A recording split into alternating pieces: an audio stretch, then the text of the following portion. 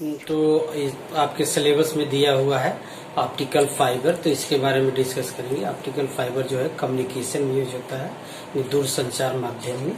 तो कम्युनिकेशन का जो यदि पुराना इतिहास देखा जाए तो बहुत से माध्यम आए। जैसे मान लीजिए कि उसमें टेलीफोनिक माध्यम जो चलता था तो वायर के थ्रू भेजा जाता था। उसके बाद से माइक्रो, तो उसका जो ब्रॉड कह सकते हैं, उसका जो लिमिट था बहुत कम था, चूंकि उसकी फ्रीक्वेंसी बहुत कम थी।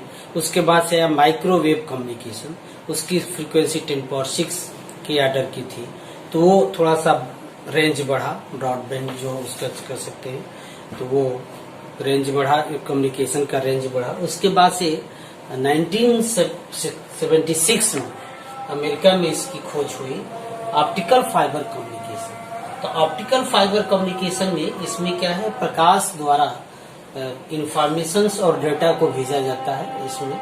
तो ऑप्टिकल फाइबर कम्युनिकेशन जो है, जरा से देखिए, ऑप्टिकल फाइबर ऑप्टिक्स जो है ये प्रकाश का ही एक ब्रांच है, ऑप्टिक्स का ही एक ब्रांच है ऑप्टिकल फाइबर कम्युनिकेशन।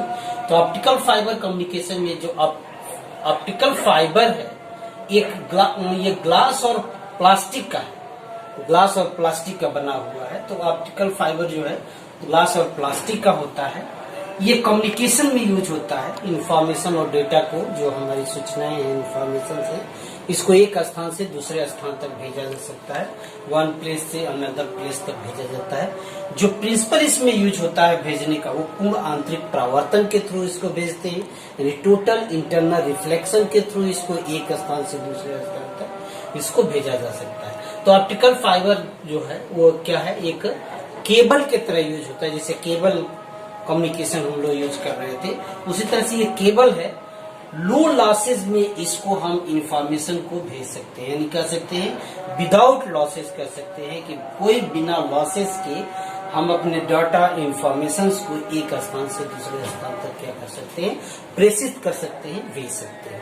ठीक है, तो ये जो है ऑप्टिकल फाइबर जो है एक ग्लास और प्लास्टिक का बना हुआ है। तो लो कास्ट है इसका, जो जैसे कॉपर केबल के थ्रू भेजते थे कि वो बहुत महंगा है, ये क्या है, थोड़ा सस्ता है। तो यानी बहुत ही सस्ता है, प्लास्टिक और ग्लास जो है बहुत सस्ता है। तो प्लास्टिक और ग्लास का बना हुआ है। उसमें और भी ड्रॉबैक था, वहाँ कोरोजन था, उसमें इलेक्ट्रिकल हजार्ड ज्यादा थे, कर सकते हैं, लेकिन यहाँ कोई हजार्ड नहीं है। इजीली ये कर सकते हैं, बेंड हो सकता है, इसमें कोई लॉसेज नहीं हो सकती है, प्लास्टिक और ग्लास का बना हुआ है। तो बहुत से इसका यूज है, ब्रॉड कम्युनिकेशन एरिया में इसको यूज कर सकते हैं। तो ये सब इसका जो कर सकते हैं इम्पोर्टेंस है, इसलिए इस कम्युनिकेशन को आपके सिलेबस में रखा गया है, ऑप्टिकल फाइबर कम्युनिकेशन। तो ऑप्टिकल फाइबर कम्युनिकेशन जो है वो टोटल इंटरनल रिफ्लेक्शन के प्रिंसिपल पर आधारित है। ऑप्टिकल फाइबर जो है ये ग्लास और पॉलीमर का बना हुआ है। ये कम्युनिकेशन में, जैसे इसको दूसरे शब्द में कह सकते हैं कि एक वेव गाइड मीडियम है, एक माध्यम है जो हमारे इंफॉर्मेशन को एक स्थान से दूसरे स्थान तक प्रेषित करता है या भेजता है, कम्युनिकेट करता है। ठीक है, तो ऑप्टिकल फाइबर को कह सकते हैं कि एक वेव गाइड मीडियम है। ऑप्टिकल फाइबर जो है ये वेव गाइड मीडियम है, यानी ये वेव को एक स्थान से, प्रकाश लाइट वेव को एक स्थान से दूसरे स्थान तक ले जाता है। ये सिग्नल को एक स्थान, या सिग्नल को भी कह सकते हैं कि सिग्नल को एक स्थान से दूसरे स्थान तक ले जाता है, विदाउट लॉसेज एक स्थान से दूसरे स्थान तक पहुंचा सकता है।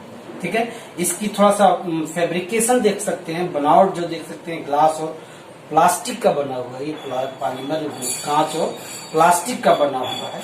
इसका जो बनावट कर सकते हैं, जो स्ट्रक्चर कर सकते हैं, फैब्रिकेशन जो है, तीन भाग से मिलकर बना हुआ है, कोर, क्लैडिंग और जैकेट। ठीक है, इधर फिगर में दिखाया गया है कोर, क्लैडिंग, जैकेट। तो जरा देखें, ये जो आउटर मोस्ट जो है वो क्या है, जैकेट है। जैकेट जैसे काम करता है जाड़े से बचाने के लिए, उसी तरह से ये क्या है, इस ऑप्टिकल फाइबर को थोड़ा सा इसको हार्ड मटेरियल से, हार्ड जो है जिसकी मैकेनिकल स्ट्रेंथ ज्यादा हो, उस मटेरियल को इसका हम कर सकते हैं रैपिंग करके बनाते हैं जैकेट। उसके नीचे वाला जो सबसे इनर मोस्ट जो है वो क्या है, कोर है। कोर की जो रेडियस होगा, जो डायमीटर होगा, वो 6 से 250 माइक्रोमीटर तक होता है। और ये जो है ये क्लैडिंग है, क्लैडिंग जो है यानी इसका नाम क्लैडिंग है, तो इसका जो डायमीटर है वो 10 से 450 माइक्रोमीटर होता है। ये यानी ये 3 लेयर्ड स्ट्रक्चर है, 3 लेयर स्ट्रक्चर है। ये जैसे देखिए बहुत पतला है, इसका डायमीटर बहुत कम है।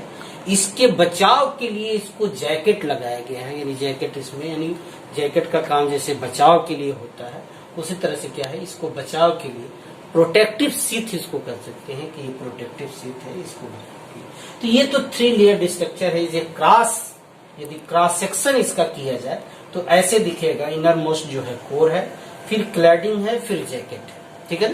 तो इनर मोस्ट कोर है 6 से 250 माइक्रोमीटर तक। फिर ये जो इसके बाद लेयर है वो क्या है 10 से 450 माइक्रोमीटर। उसके बाद से जैकेट है, जैसे आपको ज्यादा दूर तक ले जाना तो ज्यादा, जैसे आप उसको मैकेनिकली आप उसको स्ट्रॉन्ग कर सके तो उसके लिए जैकेट इसमें यूज किया गया है, ठीक है। तो ये टोटल इंटरनल रिफ्लेक्शन के आधार पर एक स्थान से दूसरे स्थान तक ये रेज को कर सकते हैं कि रिफ्लेक्ट करके पूर्णतः क्या कर सकते हैं कि इसको टोटल इंटरनल रिफ्लेक्शन के थ्रू एक स्थान से दूसरे स्थान तक इसको हम भेज सकते हैं।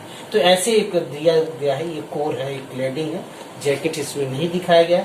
तो ये कोर जो है वर्किंग सब्सटेंस है, ये कोर जो है वर्किंग सब्सटेंस है। ये जो कोर है इसी में टोटल इंटरनल रिफ्लेक्शन होता है। क्लैडिंग, ये क्लैडिंग है, तो ये कोर जो है इसी में टोटल इंटरनल रिफ्लेक्शन होगा। इसको पूरी तरह से डिटेल हम लोग देखेंगे कि जो ये टोटल इंटरनल रिफ्लेक्शन है तो वो टोटल इंटरनल रिफ्लेक्शन कैसे होगा, उसका कंडीशन क्या होगा, उसको हम लोग डिटेल डिस्कस करेंगे। तो अभी थोड़ा सा हम ऑप्टिकल फाइबर जैसे देख लें एक बार और इसको थोड़ा सा रिपीट कर लेते हैं कि ऑप्टिकल फाइबर जो है वो क्या है, ग्लास और पॉलीमर का बना हुआ है। ये कम्युनिकेशन में यूज होता है, ये एक स्थान से दूसरे स्थान तक इंफॉर्मेशन को भेजा जाता है, इंफॉर्मेशन और डेटा को वो, और ये जो है टोटल इंटरनल रिफ्लेक्शन के सिद्धांत पर वर्क करता है, प्रिंसिपल पर वर्क करता है। वेव गाइड मीडियम की तरह है, वेव गाइड मीडियम जो कि माध्यम है, सिग्नल विदाउट लॉस एक स्थान से दूसरे स्थान तक हम अपने इंफॉर्मेशन डेटा को भेज सकते हैं, ठीक है। इसकी बनावट 3 लेयर्ड स्ट्रक्चर है, कोर, क्लैडिंग और जैकेट। कोर जो है इसका डायमीटर 6 से 250 माइक्रोमीटर। इस जो क्लैडिंग है उसका क्या है 10 से 450 माइक्रोमीटर। उसके बाद से इसमें प्रोटेक्टिव सीट लगा हुआ है जिसको जैकेट कहते हैं, जो आउटर मोस्ट लेयर है, यानी इनर मोस्ट जो है वो कोर हो गया, उसके बाद क्लैडिंग, उसके बाद से जैकेट, ठीक है। ये टोटल इंटरनल रिफ्लेक्शन के प्रिंसिपल पर वर्क कर रहा है, सिद्धांत पर कार्य कर रहा है। तो ये जो है टोटल इंटरनल रिफ्लेक्शन जो इसमें दिखाया गया है कि रेज जो है कैसे जा रही है और ये कोर क्लैडिंग इंटरफेस पर कैसे ये टोटल इंटरनल रिफ्लेक्शन हो रहा है। तो एक रे डायग्राम के थ्रू इसको दिखाने का प्रयास किया गया है। कोर है, क्लैडिंग है और इसमें रे डायग्राम। ये जो है कोर जो है यही मेन वर्किंग सब्सटेंस है। इसी में क्या है ये रेज जो है एक स्थान से दूसरे स्थान तक प्रोपोगेट करता है। ये पूर्ण आंतरिक परावर्तन के आधार पर इसको हम कह सकते हैं कि पूर्ण आंतरिक परावर्तन के आधार पर इसकी जो प्रिंसिपल है टोटल इंटरनल रिफ्लेक्शन इसको कहते हैं, इसको TIR भी कहते हैं, TIR टोटल इंटरनल रिफ्लेक्शन। तो टोटल इंटरनल रिफ्लेक्शन के आधार पर TIR प्रिंसिपल पर वर्क कर रहा है।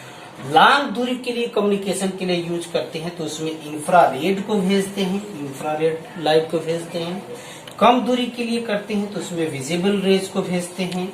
ऑप्टिकल फाइबर जो है वो जितना ही इसका कोर का डायमीटर जितना ही कम होगा, ये जो डायमीटर है ये डायमीटर जितना ही कम होगा उतना ही ज्यादा इफिशियंट यहाँ से क्या होगी रेज प्रोपोगेट होगी, ठीक है। उसकी इफिशियंसी या कह सकते हैं ऑप्टिकल फाइबर की जो इफिशियंसी है उतना ही ज्यादा होगी, ठीक है ना। तो ये टोटल इंटरनल रिफ्लेक्शन के आधार पर यानी लॉन्ग दूरी के लिए कम्युनिकेशन यूज करते हैं तो इंफ्रारेड, थोड़ा कम दूरी के लिए यूज कर रहे हैं तो विजिबल रेज, और ऑप्टिकल फाइबर यदि कोर की डायमीटर जितना ही कम होगा उस ऑप्टिकल फाइबर का क्या होगा एफिशिएंसी उतना ही ज्यादा होगा, ठीक है। तो इसके बाद में डिस्कस करते हैं फिर टोटल इंटरनल रिफ्लेक्शन का क्या कंडीशन है, टोटल इंटरनल रिफ्लेक्शन कैसे होगा और और उसमें मेन क्या क्या बेसिक कॉन्सेप्ट्स हैं, उस बेसिक कॉन्सेप्ट को डिस्कस फिर हम लोग देख रहे थे टोटल इंटरनल रिफ्लेक्शन देख रहे थे।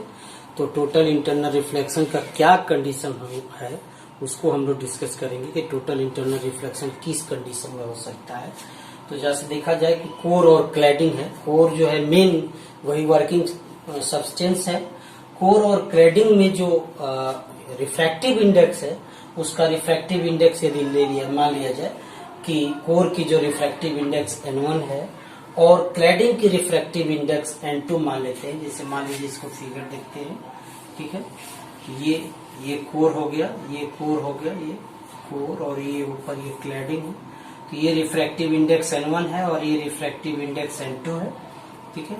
तो यदि इन दोनों का रिफ्रैक्टिव इंडेक्स N1 और N2 हो तो यदि कोर की रिफ्रैक्टिव इंडेक्स क्लैडिंग से ज्यादा हो तो पहला शर्त यह है कि कोर की रिफ्रैक्टिव इंडेक्स क्लैडिंग के रिफ्रैक्टिव इंडेक्स से क्या होना चाहिए, ज्यादा होना चाहिए। दूसरा यानी N1 ग्रेटर देन N2 होगा, तभी क्या होगा, टोटल इंटरनल रिफ्लेक्शन पॉसिबल है, अन्यथा टोटल इंटरनल रिफ्लेक्शन पॉसिबल नहीं है। दूसरा, इंसिडेंट जो एंगल है नहीं, जो आपतन कोण है वो हमेशा क्रिटिकल एंगल से ज्यादा होना चाहिए। तो क्रिटिकल एंगल अभी हम बताएंगे कि क्रिटिकल एंगल क्या होता है, तो क्रिटिकल एंगल डिस्कस किया जाएगा। तो इंसिडेंट जो एंगल है वो इंसिडेंट एंगल यानी आपतन जो कोण है क्रांतिक कोण से क्या होना चाहिए, ज्यादा होना चाहिए। तो इंसिडेंट एंगल थीटा आई को यदि ले लिया जाए और क्रिटिकल एंगल थीटा सी ले लिया जाए तो theta I is always greater than the critical angle, ठीक है। तो ये दो मेन कंडीशंस हैं, इन दो मेन कंडीशंस के थ्रू ही जो है टोटल इंटरनल रिफ्लेक्शन पॉसिबल हो सकता है। तो यानी पहला जो कंडीशन है कि जो रिफ्रैक्टिव इंडेक्स है कोर की वो क्लैडिंग के रिफ्रैक्टिव इंडेक्स से क्या होना चाहिए, ज्यादा होना चाहिए। दूसरा जो है इंसिडेंट एंगल यानी आपतन कोण जो है उस पर जो रेज आपतित हो रही है उस रेज की जो इंसिडेंट एंगल है उस कोर और क्लैडिंग के इंटरफेरेंस पर जो क्रिटिकल एंगल है उस क्रिटिकल एंगल से क्या होना चाहिए, ज्यादा होना चाहिए। तो ये दो मेन कंडीशन है, एसेंशियल कंडीशन है। इस एसेंशियल कंडीशन पर ही टोटल इंटरनल रिफ्लेक्शन हो पाएगा। इसको थोड़ा समझने का प्रयास करते हैं। तो लॉ ऑफ रिफ्रैक्शन के थ्रू इसको समझने का प्रयास करते हैं। तो लॉ ऑफ रिफ्रैक्शन जो है उसमें स्नेल लॉ आता है। स्नेल लॉ जो है sine of incident angle by sine of refracted angle equal to the refractive index of ratio of the refractive index of two medium. तो sine i upon sine r equal to N2 upon N1 होगा। तो इसको यदि ले लिया जाए, दो यदि कंडीशन ले लिया जाए, देखें ये कोर ले लेते हैं और ये क्लैडिंग ले लेते हैं, इसकी रिफ्रैक्टिव इंडेक्स N1 ले लेते हैं, इसकी रिफ्रैक्टिव इंडेक्स N2 ले लेते हैं। तो N1 और N2 रिफ्रैक्टिव जैसे देखें तो स्नेल लॉ जो है sine i upon sine r N2 upon N1, इसको थोड़ा सा यहाँ लॉ ऑफ रिफ्रैक्शन के थ्रू इसको हम देख रहे हैं। तो इसको हम यहाँ देख सकते हैं, थोड़ा सा यहाँ हमने परिवर्तन किया है कि आई के जगह पर थीटा आई ले लें और आर एंगल ऑफ रिफ्रैक्शन जो है थीटा आर ले लें। तो यही जो रिलेशन है वो sine theta i upon sine theta r equal to N2 upon N1 हो जाएगा, जहाँ N1 जो है कोर की रिफ्रैक्टिव इंडेक्स है और N2 जो है क्लैडिंग की रिफ्रैक्टिव इंडेक्स है।